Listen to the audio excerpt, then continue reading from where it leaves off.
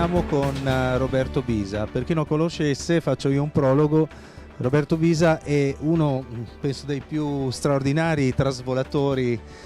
Si dice, no, gli italiani sono santi, eroi e navigatori. Tu fai parte della terza categoria e sei un grande navigatore. Ecco, raccontaci tu quali sono state le prime due esperienze che ti hanno poi regalato i due Guinness che hai fatto, e quale sarà invece la prossima avventura per la quale so che non c'è ancora una data, ma ci stiamo preparando.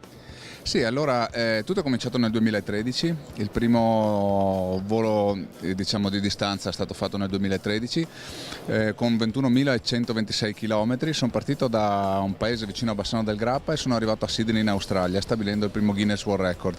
Un volo fatto in 23 giorni, 18 tappe, abbiamo sorvolato tutto il Medio Oriente, il Golfo Persico, tutta l'Indonesia e siamo arrivati in Australia. Quella volta è stato fatto in due aeroplani, ero io con il mio Texan e Antonio Forato con un Tecnam P92. Nel 2015 invece ho voluto superare me stesso aggiungendo una difficoltà in più, che è quella di volare in solitaria. Nel 2015 sono partito dall'aeroporto militare di Strana, che è famoso, conosciuto soprattutto per una sfida che c'è stata al tempo tra un F-104 e la Ferrari di Gilles Villeneuve, per cui un aeroporto che ha una storia e una tradizione.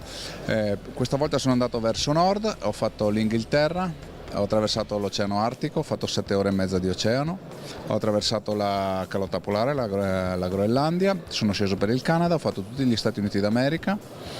Invece di passare per Panama sono passato davanti perché ho fatto il triangolo delle Bermuda, la Guinea, tutto il Brasile, tutta l'Argentina, per arrivare a Ushuaia in Terra del Fuoco e stabilire il nuovo record del mondo in 28 giorni con 25.804 km. Questa volta invece dove andiamo?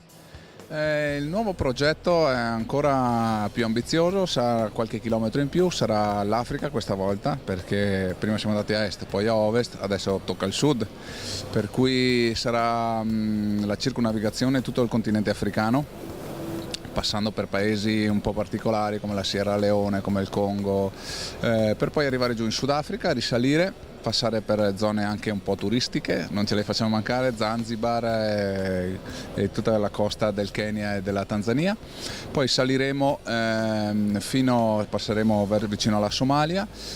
Se la guerra lo permette, perché c'è un po' un problema anche quello, attraverseremo lo Yemen, altrimenti saremo costretti a deviare per il Sudan e poi salire per Cipro e ritornare. Sarà la prima volta che ritorneremo a casa in volo con il nostro aeroplano. Sarà ancora in solitaria. Il viaggio sarà intorno ai 28.000 km. Tutto VFR e tutto con ultraleggeri, rigorosamente. Ecco, qual è la difficoltà più grossa che tu incontri quando fai queste trasvolate? Un po' lo hai accennato, il fatto che noi voliamo in VFR, per cui facciamo volo a vista, per cui non possiamo fare strumentale, per cui molto importante, un ruolo molto importante lo riveste la meteo, cioè il fatto di avere anche un po' la fortuna di avere la meteo dalla tua parte. Questo complica un po' le cose, perché nel momento in cui noi dovessimo star fermi per 2 o 3 giorni per meteo avversa, i permessi hanno una data, per cui bisogna spostare avanti tutti i permessi di sorvolo e poi è la questione logistica, perché pensate, noi non possiamo organizzare gli alberghi, non possiamo organizzare il ristorante per mangiare, tutte cose che vanno organizzate alla sera dopo che sei atterrato, dopo che hai rifornito, dopo che hai fatto la manutenzione all'aeroplano e che hai preparato la rotta per il giorno dopo. Esiste una rotta già predefinita, però quello che non possiamo decidere è il tempo e la meteo. La cosa più brutta che ti è capitata, la paura più grossa che hai avuto la disavventura di provare, e allo stesso tempo anche invece la cosa più bella che ti è successa durante queste 2 precedenti esperienze? Guarda, la cosa senz'altro, il momento più critico in queste 2 trasvolate sicuramente è stato tornare fuori da Ushuaia, dove ho dovuto fare quote altissime e ho avuto problemi con il ghiaccio. Ho cominciato a ricoprirsi l'aeroplano di ghiaccio, per cui sono iniziate le vibrazioni. Lì è stato un momento in cui ho pensato di essermi incacciato in un brutto guaio. Però io sono una persona positiva, per cui ricordo solo quel frangente lì, quello che ti lascia di bello queste cose è il fatto che conosci un sacco di gente, conosci la disponibilità della gente, soprattutto in certi paesi incontri dei popoli che non hanno niente, ma quel poco che hanno lo condividono con te. Questa è un'esperienza di vita unica.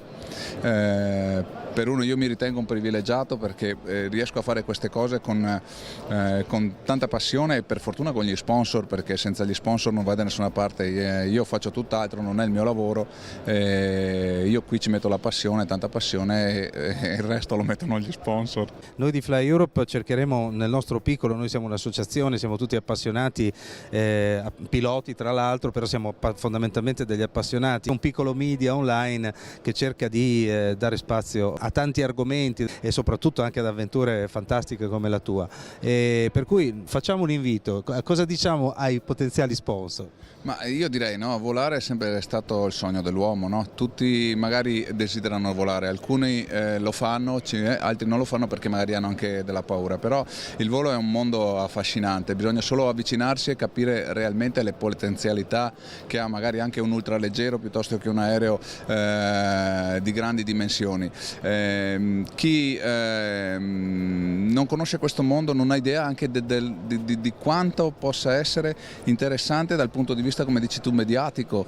Io mi sono trovato alla fine, soprattutto anche del primo anche del secondo volo, gente che mi chiamava, che mi telefonava, ovviamente anche alcune reti televisive che mi hanno chiamato, mi hanno invitato come ospite perché erano interessate a quello che ne è venuto fuori. Io non riesco a immaginare cosa potrebbe venire fuori se ci fosse veramente diciamo lo sponsor che decide ok, questa è una cosa che sicuramente può dare tanto, e io sono sicuro che verrebbe fuori un lavoro spettacolare. Per cui concludiamo invitando a fare questa attenta considerazione a tutti quelli che potenzialmente potrebbero essere coinvolti in una esperienza di questo tipo. Un salutone a Roberto Bisa, lo ringraziamo, e non mancheranno sicuramente successive occasioni, ancora prima che tu parta, di incontrarci e di tornare a parlare di questa avventura. Sicuramente sarà un piacere per me tornare qui con voi a raccontare della mia avventura, soprattutto quando mancherà poco anche alla partenza, racconteremo tutti i particolari